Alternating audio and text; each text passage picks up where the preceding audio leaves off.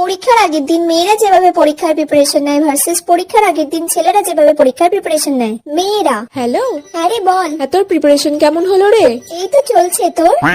আমার তো চলছে মোটামুটি ভালোই। Revision complete? হ্যাঁ, আমার তো 5-6 বার রিভিশন দেওয়া হয়ে গেছে, আর 2-3 বার রিভিশন দেওয়া হয়ে যাবে। আচ্ছা আর আচ্ছা। যে ইম্পর্টেন্ট কোয়েশ্চেন গুলো স্যার বলেছিল এক্সট্রা ভাবে দেখে যেতে, আমি ওগুলোও সব দেখে নিয়েছি।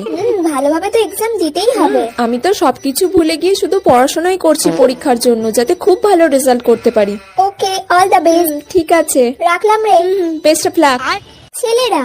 হ্যালো, বল ভাই কি করছিস? তাহলে বল ভাই, কালকে ম্যাথ পরীক্ষার প্রিপারেশন কেমন? কাল তো ম্যাথ এক্সাম নয়, কাল তো ফিজিক্স এক্সাম।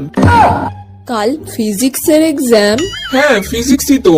আমি যে সারা দিন ধরে ম্যাথের এক্সামের প্রিপারেশন করলাম, রুটিন চেক কর। আমাকে আবার সব ফিজিক্সের করতে হবে।